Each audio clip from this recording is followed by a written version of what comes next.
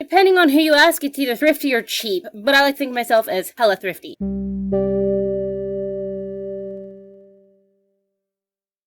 Hello my fishies, and welcome to the Fire Tuna Club. It's Kat speaking. I've been wanting to make this video about something makers and crafters alike try to ignore that they have pretty regularly. Not trash, but actually scrap material. Now in this specific instance, I'm going to be working with scrap fabrics. Before we can start working with anything, we do have to sort our scrap by pieces that are too small to use, pieces that can be used for small projects, or stuff that you probably just need to save for the next time you're going to make yourself a shirt or something big for it all. So get your scraps organized and we'll get on to our first scraps project. You're going to need a container for your scraps, scissors, or a rotary cutter. This is for all the stuff that is too small to use. This is actually pretty easy. All you have to do is get all your small scraps together and start cutting. I suggest a rotary cutter to save your wrist and time. And then put all those pieces in a container. You will need it for the next couple of crafts.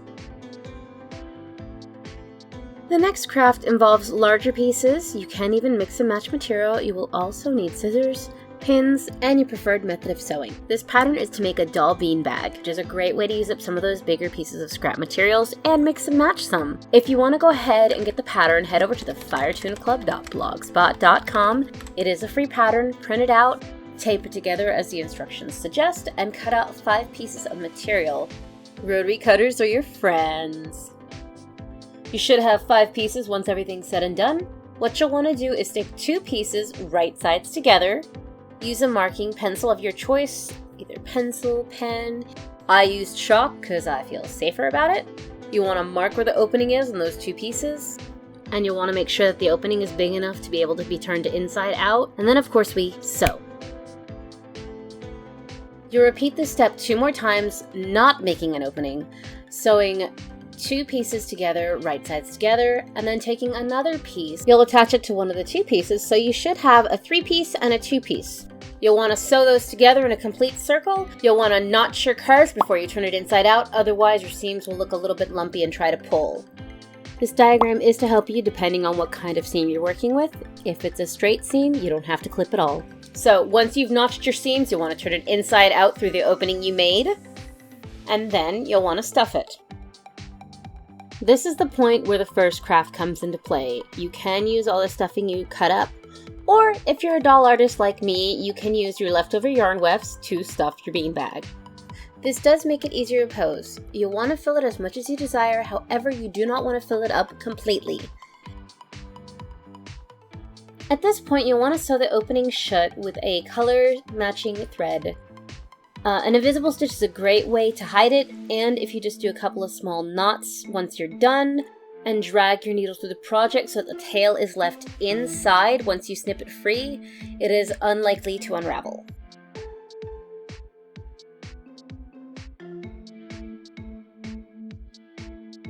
Once you're done hiding your stitch, it's time for the best part of making doll crafts. The pictures! Clear off a place to take your pictures, get your beanbag, get your doll, and voila, you'll have pictures. Oh, I guess you need a camera for that. But on to the next craft. You will need scissors, pins, a pattern, which you know where you can get that, and a means to sew it. This is for fairly large scraps. You can just check in your Cabbage Patch for any kind of material you have, which I do a lot of random crafts, so I have a lot of them. You'll want to head over to the firetunaclub.blogspot.com to pick up the basic skirt pattern, and there is also a follow-along video. Pay close attention to which doll you're downloading the pattern for. At this point, you can just kind of fussy place it to get the print cut where you want with the pattern pieces. Check out that video for the in-depth steps, and we will move on to the next scrap craft project. You'll need scissors, pins, a means of sewing, as well as your pattern, but not necessarily, as it is just pillows. You can use the pattern to help you cut it. You know where it is, firetunaclub.blogspot.com, or you can just freehand it. That's the wonderful simplicity of basic scrap pillows. So let's get started.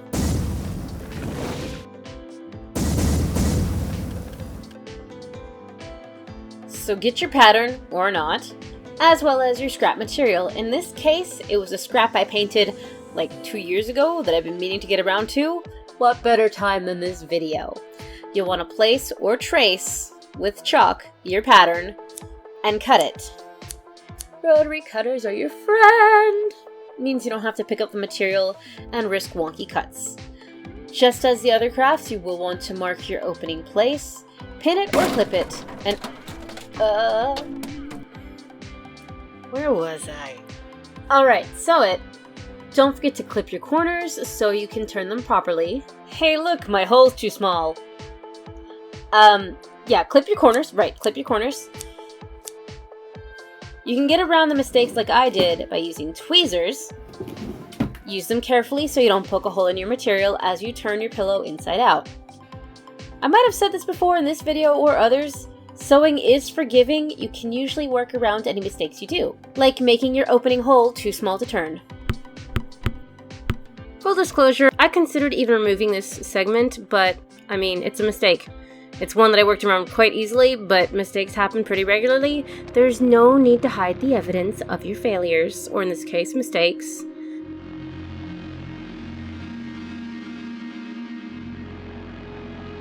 Anyway, yes, you can stuff your pillows with polyfill. I just want to show you a little difference between using the scrap stuffing versus polyfill. One has more spring, the polyfill. The scrap filling is pretty, limp, I guess. When you poke it, it's quite easy to get an impression. However, that means it's also quite shapeable for posing pictures and little decor things, whereas polyfill isn't. I know this pattern does seem simple, or if you just freehanded a square, it does seem simple, but pillows do have the potential to be very cute. Like, I used my Cricut Joy to cut out an 8-bit heart.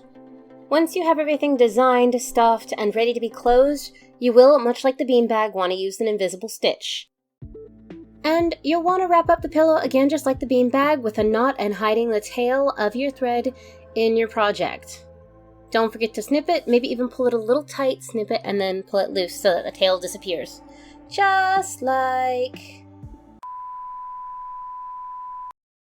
And on to the next craft, a doll quilt. You're going to need assorted scraps, scissors, pins, an iron, and your method of sewing. And before any of you say quilting is my grandma's craft, not mine, it can also be an art piece. So, as before, the Fire Tuna Club blogspot.com will have a list of the cuts and the number of cuts you will need, just in case you don't want to have to keep rewatching the video. But you'll want to start by cutting 2x2 inch squares of scraps that you like. You'll want to fussy cut your pieces if you want to get a specific piece of a print in, or if it's just got a couple of bad spots if you're using some old scrap material. Once you've done this 35 times, you'll want to go ahead and do a couple of more cuts. Maybe even cut some extra pieces in case you want to swap stuff out. Not that I can't count. I mean, it's entirely possible that once you're done, you see a piece that just doesn't go with the rest of them. What you'll want to do then is lay it out on a table, kind of get every piece where you want it. Mine kind of had a pattern to it. Scrap quilts don't have to have a pattern to it. I was just being a little extra. So arrange it how you want it. That'll help you sew it together later. And then you'll want to go in order as how you've laid this out and do chain piecing. Chain piecing will save you so much time, guys. Really, really, you just want to do that. I mean, I'm even doing it wrong by lifting up the foot. You're supposed to just be able to slide piece after piece after piece in nonstop.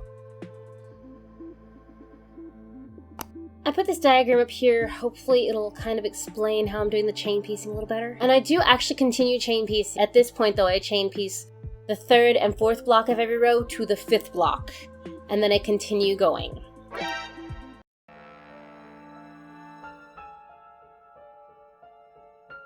In case any of you haven't been here all that long, I do tend to change my mind midway through a project. I tried to plan everything out to a T. It never works for me. I just trust the process. And I think you should give it a try.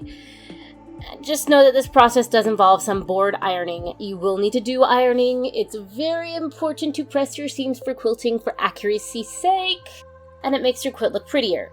So you will want to assemble these As I was saying, 1 through 5 per row, and then you'll want to sew those rows together.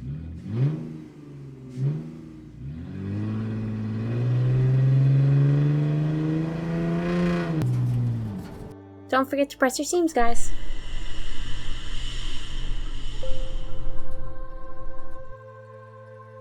Your border pieces will be made of 2 2x8" strips and 2 14x2" strips.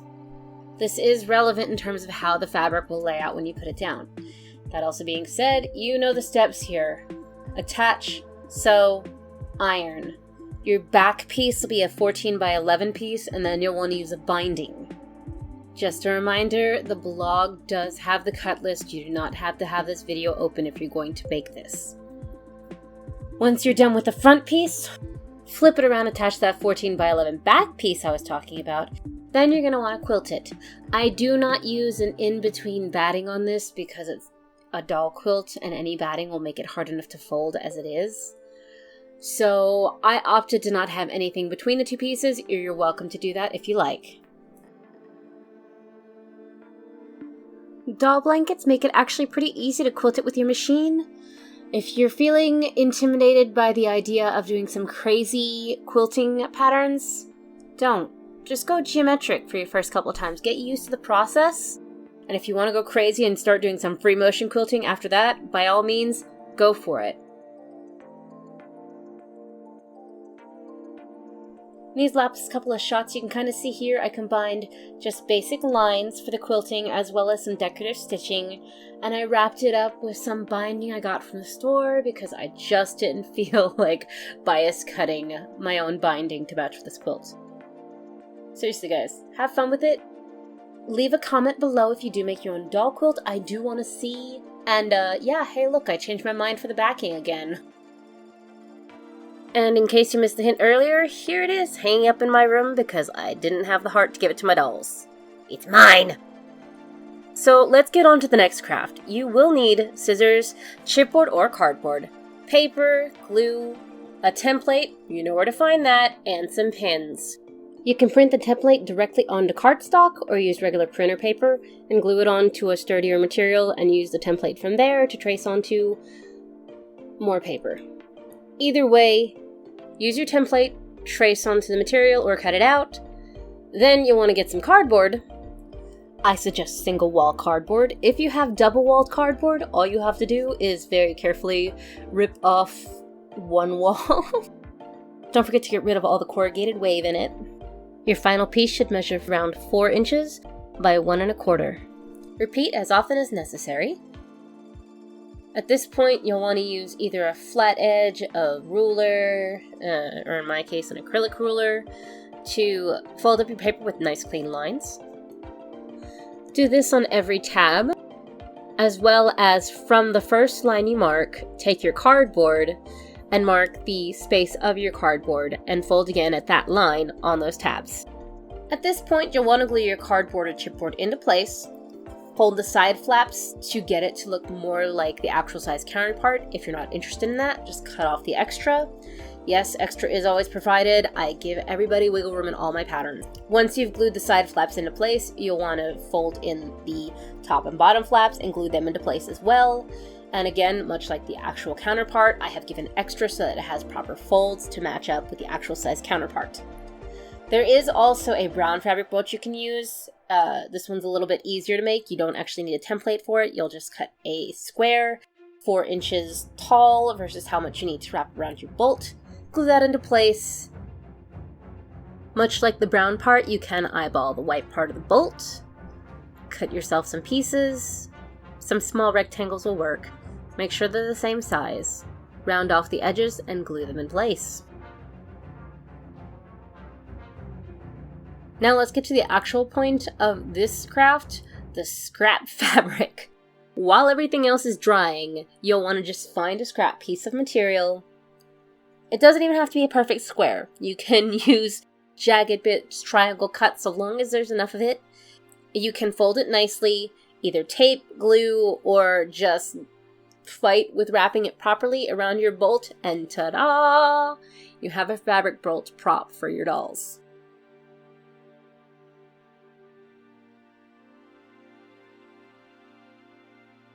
You can even go one step extra for the stuff you have in your craft room that you probably just don't use. Hit up your bad pin container and use it to pin your bolts in place so that your fabric doesn't come loose. With a little bit of time, a few scraps, and paper, you really can make a bunch of cute props. I know everyone's already made this next craft, but I'm going to show you how to draft it yourself. All you'll need is scissors, paper, glue and/or sewing, your scraps, which will be small, and your doll for measurement's sake. Yes, I'm showing you how to make a bow. No, I'm not providing a template. It's done with basic shapes the way I'm going to show you how to do it, so just follow along. Keep in mind, you will need your doll to size check this. This is why I show you that I have a toner doll, a Monster High doll, and a Barbie doll. Each bow that you make, or each bow pattern that you make, can and will work with other dolls of a similar size. It just matters how you want the bow to look. I draft this pattern off the bow I already made and lost the pattern for. You can just as easily ballpark the sizing off your doll's head with the ruler. You can see here I'm measuring the bow I have and doing a right angle to make sure that it's a nice straight pattern. I mark the height of the bow, and then I proceed to double it and mark the top of the pattern. I repeat the same thing for the width. I will measure the width of the bow and then double the amount. And if you want, you can add a smidge of seam allowance to give you room to mess up or to give you a little bit of room to adjust. That is the base bow pattern right there. It's a basic rectangle. Mine measured 1.5 by 4 inches. For those of you drafting this with me, I cannot stress enough, label your patterns. You will lose them at some point, and if you forget what they are, good luck. That's why labeling is important. You'll want to cut that out and get your scrap materials. As you can see here, I wasn't using scraps, but I really wanted a polka dot bow. You shouldn't need any more than, say, a 5 by 5 inch piece. It works with really small stuff. So you'll take that part of your pattern, cut out your material, and then we'll go ahead and fold up our bow. Fold your bow material like this first, and then press.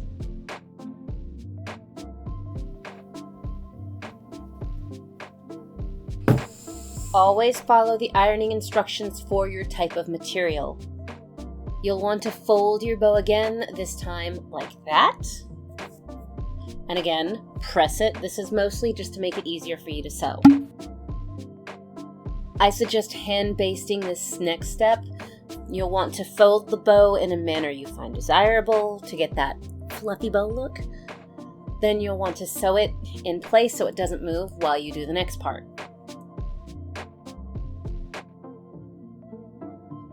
As with a doll head, you'll want to eyeball measure the part that you want to have knotted and double it. So in this case, it was 1/4 of an inch is how wide I wanted it, so I had to do 1/2 inch. You'll also want to use a tape measure for the next part just to make sure that the length of the knot part is long enough. And in this case, I went to centimeters to be more accurate. If you're not comfortable with using centimeters, go ahead and use inches. Mark down those measurements. So for me, it was 1/2 inch by 1.5 inches. Don't forget to label. Get the last of your scraps and go ahead and cut it out of your material.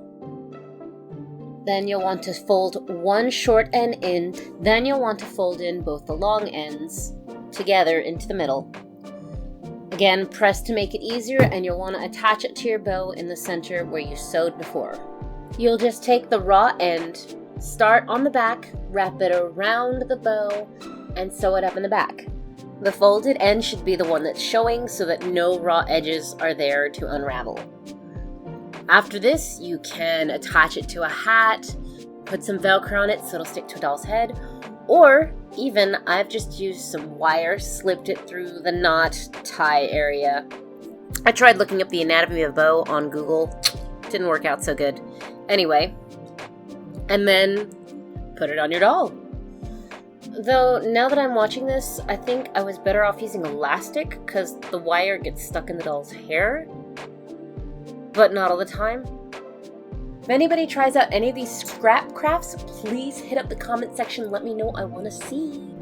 As promised, I am still here, and thank you so much for watching. And as always, see you all when I finish another project.